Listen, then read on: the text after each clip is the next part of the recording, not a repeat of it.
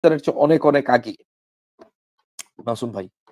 Olive ভাই, এখন তাহলে বিষয়টা কি দাঁড়াচ্ছে? ধরেন এর আগে আমরা যেটা দেখলাম, তুরস্ক, পাকিস্তান, মালয়েশিয়া তারা একটা সামরিক জোট গঠনের চেষ্টা করেছে এবং সেই জোটটি নেপথ্যে বসে ভেঙে দিয়েছিল মোহাম্মদ বিন সালমান। জি। আগামী 15 তারিখ, এই যে মাস চলছে, এই মাসের 15 তারিখ আরব দেশগুলো বসছে বা ওয়াইসির বৈঠক আসছে। সেখানে মুসলিম সামরিক বাহিনী গঠনের যে পরিকল্পনার কথা জোরে সরে আসছে, এটার ভবিষ্যৎ কি? আদৌ হবে কি না? হলে কোন মানে পশ্চিমারা মেনে নিবে কিনা? বা এটি ফিলিস্তিনে আক্রমণের পর সবাই চুপ ছিল, নীরবে দেখলো, যখনই একটি ধনী রাষ্ট্র কাতার আক্রান্ত হলো, তখন আমরা দেখতে পাচ্ছি সবাই একটু নড়াচড়া দিয়ে বসলো। এটার ব্যাপারে আপনি কি বলবেন? মাসুদ ভাই, দেখুন আসলে আপনার প্রথম প্রশ্নটার আমি আগে উত্তর দিতে চাচ্ছি যে একটা মুসলিম নেটো তৈরি করা সম্ভব কিনা। আপনি দেখুন আদৌ কি এটি বাস্তব? ধরেন আমরা একটা করলাম মুসলিম নেটো, ৫৪টা মুসলমান দেশ মিলে একটা নেটো বাহিনী তৈরি করলো। দেখা গেল যে আমরা ৩ বিলিয়ন ৩০ লাখ সৈন্য আমাদের হয়ে যাবে। ঠিক আছে? আচ্ছা, এখন এই সৈন্যগুলোর হাতে অস্ত্র দিতে হবে, ভালো কথা। উচ্চ প্রযুক্তির যে সমরাস্ত্রগুলো, এই সমরাস্ত্রগুলো তারা কোথা থেকে নিবে? আকাশ প্রতিরক্ষা ব্যবস্থা, সাইবার প্রতিরক্ষা ব্যবস্থা, স তারপর আপনার এই যে সিগন্যাল ইন্টেলিজেন্স, ইলেকট্রনিক ইন্টেলিজেন্স, তারপর হচ্ছে আপনার আম এই যে আ AWACS গুলো, airborne early warning command control system গুলো, যেগুলো যুদ্ধ পরিচালনার ক্ষেত্রে খুব গুরুত্বপূর্ণ। Fighter jets, 5th generation, 6th generation fighter jets চলে আসবে হয়তো খুব সামনে ৫-৬ বছরের ভিতরে আমরা দেখব। তো এই প্রযুক্তিগুলো তারা কোথা থেকে নেবে? এখন এই প্রযুক্তিগুলোর কাছাকাছি যেতে পেরেছে একটি মুসলিম রাষ্ট্র, সেটি হচ্ছে তুরস্ক। কিন্তু এই জিসিসি রাষ্ট্রগুলো কখনোই তুরস্ককে নেতা হিসাবে মেনে নিতে চাচ্ছে না প্রথম বিশ্বযুদ্ধের পর থেকে। দ্বিতীয় যে রাষ্ট্রটি রয়েছে সেটি হচ্ছে ইরান এবং পাকিস্তান, দ্বিতীয় বা তৃতীয়, আমরা এটা আর্গিউ করতে পারি। এটা ব্যাপারে বিতর্কের একটি জায়গা রয়েছে। কিন্তু এই দুটি রাষ্ট্র তো দেখা যাচ্ছে যে আসলে এই জিসিসির সাথে তাদের বন্ডটা হয় হচ্ছে, ধরেন পাকিস্তানের সাথে এই ধরনের একটা সম্পর্ক তারা স্থাপন করতে পারে যে আমরা তোমার দাতা রাষ্ট্র, আমরা যেটা বলবো সেটা তোমার শুনতে হবে। কিন্তু তুরস্কের সাথে বা ইরানের সাথে কিন্তু এই সম্পর্কটা চলবে না। যে ভাই আমি তোমাকে টাকা দিব এবং আমি যেটা বলবো সেটাই শুনবা, তুরস্ক এটা করবে না। কারণ তার রাষ্ট্র পরিচালনার অভিজ্ঞতা এদের চেয়ে অনেক বেশি। ইসলামের ১৪০০ বছর বয়স হয়েছে ইসলামের। এই ১৪০০ বছরে রাসূলুল্লাহ সাল্লাল্লাহু আলাইহি ওয়াসাল্লামের পর থেকে আজকে ১৪০০ বছর, ১৪৫০ বছর প্রায় পার হয়ে গিয়েছে। এই ১৪৫০ বছরের ভিতরে ১২৫০ বছর তো তুর্কিরাই লিড দিয়েছে মুসলিম উম্মাহকে। কখনো সেলজুকের রূপে, কখনো মামলুকের রূপে, কখনো মোগলদের রূপে, কখনো অটোম্যানদের রূপে। এরা তো সব তুর্কি বংশোদ্ভূত, তুর্কি ভাষাভাষী জাতিগোষ্ঠী। কাজে এই জাতিরাই তো আসলে মুসলমানদেরকে লিড দিয়েছে ১২০০ বছর, ১২৫০ বছর ধরে। শুধু অটোম্যান সাম্রাজ্যই তো ছিল ৬৫০ বছর। কাজে তাদের একটা অভিজ্ঞতা আছে। তারা আজকের দিনে যে তুর্কি দেখেন, তুর্কি কিন্তু এটা অহংকার বলে বলে না যে না আমরা তোমাদের পুরান শাসন করতাম। তারা বলে যে দেখো আমরা তোমাদের ভাই। কিন্তু আমাদের রাজনৈতিক অভিজ্ঞতা, কূটনৈতিক অভিজ্ঞতা, গোয়েন্দাগিরির অভিজ্ঞতা তোমাদের চেয়ে বেশি। তুরস্কের গোয়েন্দা বাহিনীর বয়স মধ্যপ্রাচ্যের যেকোনো রাষ্ট্রের চেয়ে বেশি। কাজে সে তো বলবে যে তোমরা যেই পথে আছো এই পথটা ঠিক না, এটা এইভাবে করতে হবে, এটা এইভাবে না এইভাবে করতে হবে। তখন এই ক্ষেত্রে প্রাধান্যের পার্থক্য হয়ে যায়। দেখেন কি জন্য একমত হয় না। প্রাধান্যের পার্থক্য কিভাবে হয়? জিসিসি রাষ্ট্রগুলোর প্রথম প্রাধান্য হচ্ছে তাদের রাষ্ট্রযন্ত্র টিকানো। তুরস্কের এরদোয়ান বলে আমি ইলেকশনের মাধ্যমে আসছি, ইলেকশন হাইরে গেলে আমি চলে যাব। কিন্তু রাষ্ট্রযন্ত্র থাকবে, গোয়েন্দা বাহিনী থাকবে, সেনাবাহিনী থাকবে। রাষ্ট্রের যে ইন্ডাস্ট্রিয়াল কমপ্লেক্স, সামরিক প্রযুক্তির যে কমপ্লেক্স গুলো রয়েছে, এই কমপ্লেক্স গুলো থাকবে। কাজে সে হচ্ছে বিনিয়োগ করতেছে ওইদিকে, তার প্রাধান্যটা ওইদিকে, রাষ্ট্রগুলোকে শক্তিশালী করো। আমি যেরকম আমার রাষ্ট্রকে শক্তিশালী করছি, সৌদি আরবেরও গোয়েন্দা বাহিনী হইতে হবে শক্তিশালী, প্রযুক্তি আনতে হবে, কিন্তু এই প্রযুক্তির ভিতরে আবার ওই যে চাইনিজ প্রযুক্তি কিংবা পশ্চিমা প্রযুক্তি আইনা এইটার ভিতর দিয়ে আবার দেখা যাবে যে ডাটাবেস সব ওইদিকে হয় পূর্বে নয় পশ্চিমে চুরি হয়ে গেছে, এটার দরকার নেই, আসো আমরা নিজেরা মিলা করি, আমাদের লোকবল আছে। তখন তারা বলবে যে না, কেন না, আমি যদি বছরে 50 বিলিয়ন 100 বিলিয়ন ডলারের অস্ত্র না কিনি মার্কিন যুক্তরাষ্ট্র থেকে, মার্কিন যুক্তরাষ্ট্র আমার রাজতান্ত্রিক যে শাসন ব্যবস্থা এটাকে সমর্থন দিবে না, আমি টিকে থাকতে পারবো না। কথা বুঝছেন? তো এইখানে হইলো বিভাজনটা, এইখানে হইলো প্রাধান্যের পার্থক্য। অর্থাৎ হ্যাঁ, আমি বলতেছি না যে সৌদি চায় যে গাজার সব মানুষ মেরে ফেলুক, না, বিষয়টা সেটা না। বিষয়টা হচ্ছে প্রাধান্যের পার্থক্য। অর্থাৎ তুরস্কের বা ইরানের প্রাধান্য হচ্ছে পুরাটাই থিওলজিক, সেটা মাইনা নিলাম যে তারা পুরা ধর্মতত্ত্বের দৃষ্টি থেকে এটা দেখে যে খালি কেওয়াস লাগাইতে থাকো, ইমাম মেহেদী আসলে সব ঠিক হয়ে যাবে, ঠিক আছে। আচ্ছা, তুরস্কেরটা হচ্ছে রাষ্ট্রচিন্তা থেকে, কারণ আজকে থেকে প্রায় 1200 বছর আগে, 1200 বছর না, প্রায় হাজার খানেক বছর আগে আর কি, 970 980 বছর আগে নিজামুল মুলক নামে এক তুর্কি মন্ত্রী ছিল। তিনি হচ্ছে শিক্ষা ব্যবস্থা প্রণয়ন করেন, যেটা হচ্ছে নিজামিয়া মাদ্রাসা নামে আমাদের সামনে প্রচলিত। এই একই ব্যক্তির লেখা একটা বই আছে সিয়াসাত নামা নামে প্রচলিত, অর্থাৎ রাজনীতি এবং রাষ্ট্রযন্ত্রের উদ্ভাবন এবং গঠনের উপরে তিনি বই লিখে গেছেন 1000 বছর আগে। এখন পর্যন্ত আপনি যদি অক্সফোর্ডে মাস্টার্স করতে যান, আপনি যদি কেমব্রিজে মাস্টার্স করতে যান, কিংবা স্ট্যানফোর্ডে মাস্টার্স করতে যান, ইয়েলে মাস্টার্স করতে যান, আপনাকে এই বইটা পড়াবে। তো এখন এইটা হচ্ছে এই এই জিনিসটার উপরে ভিত্তি করে হচ্ছে তুরস্করা সেলচুক রাষ্ট্রটা গঠন করছিল, যেটা পরবর্তীতে অটোমেন সাম্রাজ্যে পরিণত হয়। সেলচুকের 350, অটোমেনের 600 আর টার্কিশ রিপাবলিকের 100, এটা যোগ করলে কয় বছর হয়? প্রায় 1000 বছরের উপরে হয়ে যায়, তাই না? 1000 বছরের কাছাকাছি একটা সময় হয়ে যায়। কাজে এই সময়টা ধরে হচ্ছে এদের রাষ্ট্রযন্ত্রটা চলতেছে। তো ওরা তো জানে যে কিভাবে জিনিসটা মানে হ্যান্ডেল করতে হয়, কারণ রাষ্ট্র মানে কিন্তু একটা মানে সাংগঠনিক বিষয়। রাষ্ট্র মানে রাজার পরিবার যেটা বলবে সেটাই, এইটা রাষ্ট্র না। রাষ্ট্র হলো একটা মানে ইস্তিসারা, মাসওয়ারার মাধ্যমে সিদ্ধান্ত আসবে। সেই মাসওয়ারা কারা কারা করবে, এই সিদ্ধান্তটাও রাষ্ট্রযন্ত্র নিবে। এই রাষ্ট্রযন্ত্রে কারা কারা থাকবে, মূল সিদ্ধান্তগুলা মানে মানুষ কিভাবে সিলেক্ট করতে হয়, কাকে কোন জায়গায় যোগ্যতার ভিত্তিতে দিতে হবে, মেরিটোক্রেসির ভিত্তিতে দিতে হবে, এবং সে জায়গায় মেরিটোক্রেসি হচ্ছে প্রাধান্য পায় তুরস্কের সিদ্ধান্তগুলোতে। নট নেসেসারি যে ও অমুক রাজার ছেলে, ও তমুক প্রিন্স, এটা তুরস্কে প্রাধান্য পায় না। কাজে এই জিনিসগুলা খেয়াল রাখতে হবে, মেরিটোক্রেসি, রাষ্ট্রযন্ত্র, প্রাধান্য দিতে হবে এইগুলাকে। তারপর হচ্ছে নিরাপত্তা ব্যবস্থা, অর্থাৎ নিরাপত্তা পলিসি, সিকিউরিটি পলিসি যে আপনি নিবেন, যে আপনি তুরস্কমুখী হবেন, অথবা আপনি ইঞ্জিনিয়ারিং টেকনোলজিতে, স্টেমে, অর্থাৎ science technology engineering and medical সেক্টরে আগে আছে কোন মুসলিম কান্ট্রিগুলো? তুরস্ক, মালয়েশিয়া, ইন্দোনেশিয়া, পাকিস্তান, ইরান, এই কান্ট্রিগুলোকে নিয়ে আপনি একটা, হয় তুরস্কের যে কোনো একটা শহরে, অথবা ইরানের যে কোনো একটা শহরে, অথবা হোক না সৌদি আরবের যে কোনো একটা শহরে, আপনি একটা গবেষণাগার খুলবেন। হ্যাঁ, এই সিদ্ধান্তগুলো নিতে হবে খুব দ্রুত গতিতে, এবং এই সিদ্ধান্তগুলো সব জায়গায় প্রাধান্যটা হচ্ছে খুব গুরুত্বপূর্ণ। মাসুম ভাই, যে আপনার প্রাধান্যটা কি, কিসে আপনি মূল প্রায়োরিটি দিচ্ছেন? আপনি কি ফিলিস্তিনের মুক্তিকে মূল প্রায়োরিটি দিচ্ছেন? আপনি কি দখলদারদের এই রাক্ষস মনোভাবটাকে বন্ধ করাকে মূল প্রায়োরিটি দিচ্ছেন, নাকি না আপনি আপনার রাজতন্ত্র রক্ষাকে মূল প্রায়োরিটি দিচ্ছেন, মূল প্রাধান্য দিচ্ছেন? এটি হচ্ছে আসল বিষয়। অনেক ভাই, মতবিরোধের পার্থক্য হচ্ছে এখানে, মাসুম ভাই। আচ্ছা, মিশর আজকে দখলদারদেরকে থ্রেট দিছে, মিশর কি কিছু করতে পারবে? আদৌ কি সুযোগ আছে? আবার না, দখলদাররা কাতারে কি আবারও আক্রমণ করবে কিনা?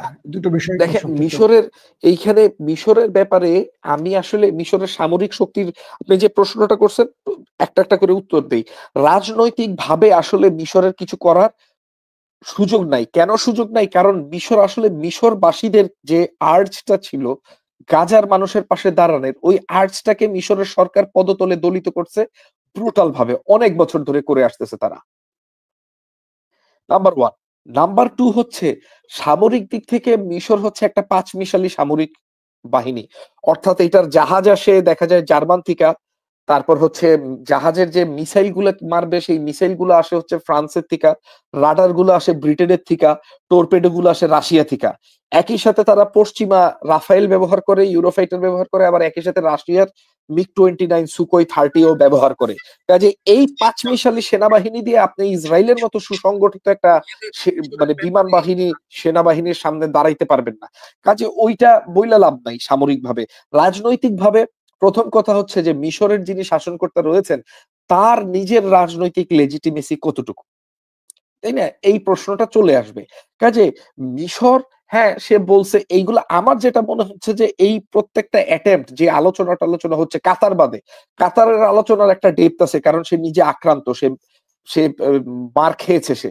কিন্তু এর বাইরে বাকি যারা যে পরিক্রমাগুলো করতেছে, আমার মনে হয় কাতারকে ঠান্ডা করার জন্য এবং তাদের নিজ নিজ রাষ্ট্রে যে জনগণরা আছে, আর অর্থাৎ প্রজারা আছে, এই প্রজাদের যে একটা জিদ, একটা ক্ষোভ অন্তরে তৈরি হচ্ছে যে তারা যে কোনো সময় এই ক্ষোভটা বিস্ফোরণ হয়ে রাস্তায় আসতে পারে, এই ক্ষোভটাকে ঠান্ডা করার জন্য আমার মনে হচ্ছে যে এই আলোচনাদি, এই উচ্চবাচ্য, এগুলো আমার মতামত আর কি মাসুম ভাই।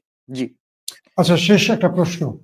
ফিলিস্তিন, স্বাধীন ফিলিস্তিনের যে জাতিসংঘে যে বিলটি পাশ হয়েছে, জি এটা আসলে কি হতে পারে, কতদূর যেতে পারে, আদৌ কি ফিলিস্তিনের স্বপ্ন বাস্তবায়ন হবে কিনা, এইটা একটু আপনি ক্লিয়ার করবেন, এটা দেখুন, আমরা এটা দিয়ে শেষ করতে চাই।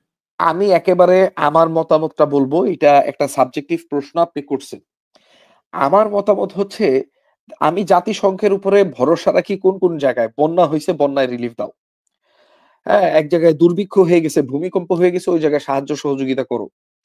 এক জায়গায় যুদ্ধ হয়েছে, যুদ্ধে এক ব্যক্তি হস্তক্ষেপ করছে, নেটো বা অন্য কোনো পাওয়ার হস্তক্ষেপ করে যুদ্ধটাকে থামাই দিছে, এখনো এখানে শান্তি বাহিনী পাঠায়া ত্রাণ কার্য পরিচালনা করো। এইগুলোতে জাতিসংঘের উপর আমার 100% ফেইথ আছে। গাজার ব্যাপারটাতে আমি মনে করি না জাতিসংঘের ওই শক্তি আছে, কারণ জাতিসংঘ নিজেই একটা ফল্টি সিস্টেম।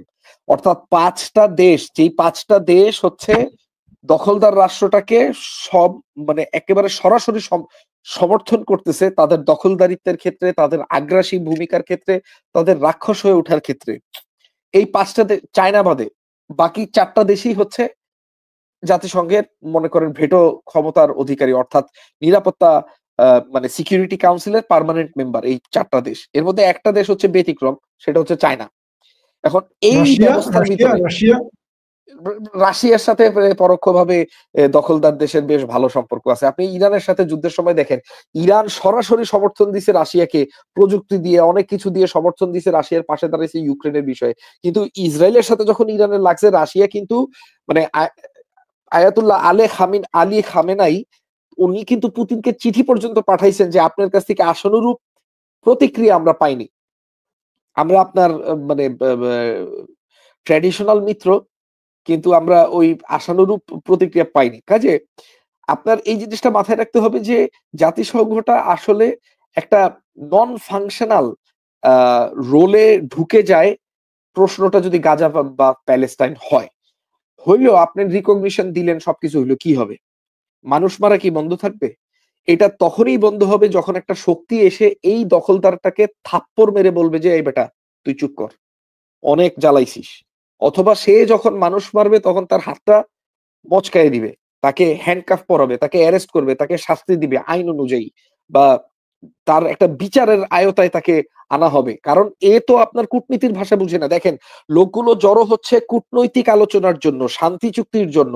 এই শান্তি চুক্তির কথা বলে লোকগুলোকে জড়ো করে অ্যাসাসিন করার পরিকল্পনা। কাজে সে তো বিশ্বের ইতিহাসে সবচেয়ে বর্বর যে জাতিগুলো ছিল, তাদেরও একটা কূটনৈতিক মানে ডিপ্লোম্যাটদেরকে বা কূটনীতিবিদদেরকে তারা হত্যা করতো না, তারা ছাড় দিত। কিন্তু এদের চরিত্রটা হচ্ছে সকল মানে পুরা মানব সভ্যতার প্রথম থেকে আজ পর্যন্ত সবচেয়ে গর্হিত একটা চরিত্রের অধিকারী এরা। কাজে এদেরকে আপনি শক্তি প্রয়োগ করা ছাড়া নীতি কথা, আইন কানুন, কূটনীতি, হ্যাঁ, ভাতৃসুলভ আচরণ, ধর্মীয় ইতিহাস, যে না ইহুদিরা তো আসলে মানে ইব্রাহিম আলাইহিস সালামেরই আরেক সন্তানের থেকে তারা বংশ বিস্তার করছে, এই এইগুলো তো শুনতেছে না তো 2 বছর ধরে।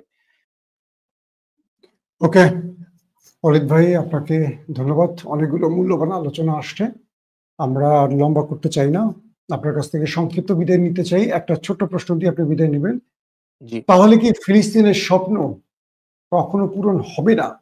আর যদি হয়, সেটা কোন উপায়ে হতে পারে?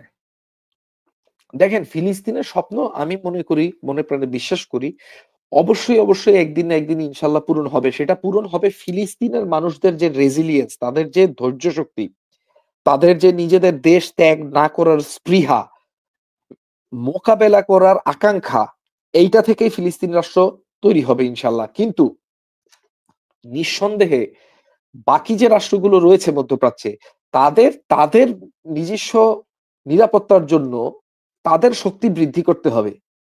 এর মধ্যে তুরস্কও রয়েছে, এর মধ্যে ইরানও রয়েছে, কাতারও রয়েছে, ইয়েমেনও রয়েছে। দেখুন, যে কোনো দেশে ১ মাসের ভিতরে ৮টা-৯টা দেশকে বম্বিং করতে পারে।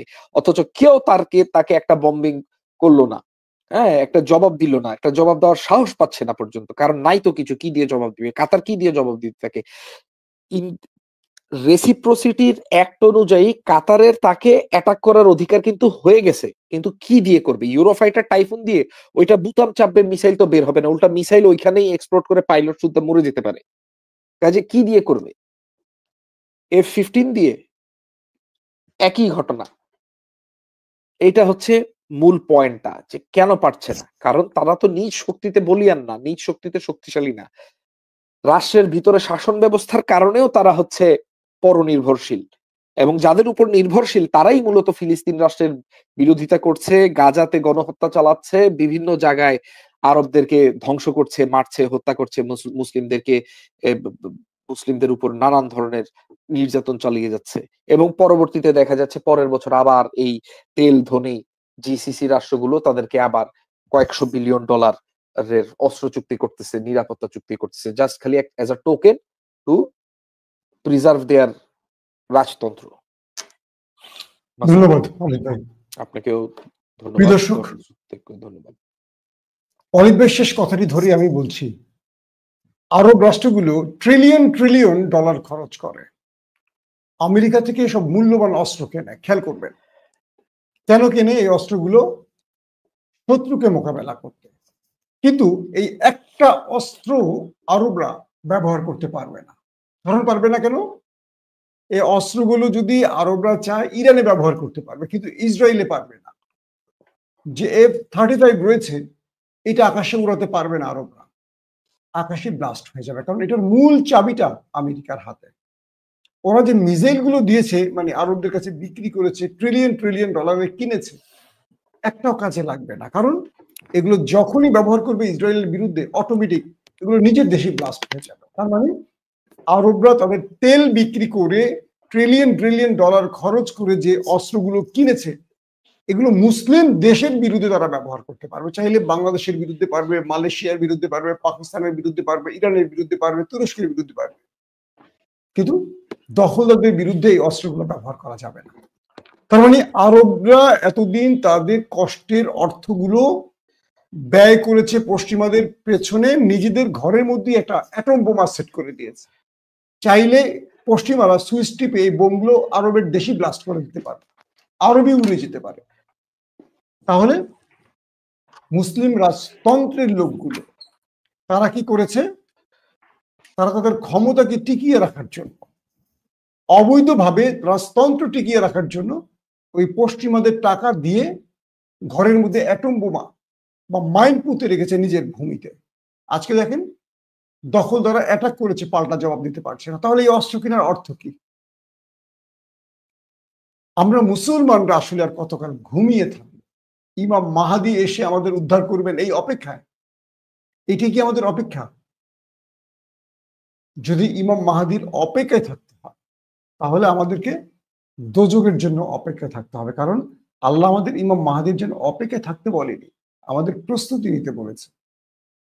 আমরা মুসলিম দেশ থেকে অস্ত্র না কিনে আমেরিকান অস্ত্র কিনি, কিন্তু আমেরিকান অস্ত্র তো আমাদের জন্য কল্যাণকর নয়। এই অস্ত্রগুলো আমরা আমেরিকার বন্ধুদের বিরুদ্ধে ব্যবহার করতে পারবো না। তাহলে এই অস্ত্র কেনার অর্থ কি? আমরা কেবল আমেরিকাকে টাকা দিয়েছি, কিন্তু আসলে ঘোড়ার ডিম কোনো কাজের কিছু আমরা পাইনি। ফিলিস্তিন কাঁদছে, জ্বলছে, মানুষ মরছে, উদ্ধারের কেউ নেই। কাতারেও আজকে আক্রমণ হয়েছে, কিন্তু কাতার সবাইকে নিয়ে বসছে শেষ পর্যন্ত। কিছু কি হবে? সময় বলে দেবে আদৌ কি কিছু হবে কিনা। আল্লাহ হাফিজ।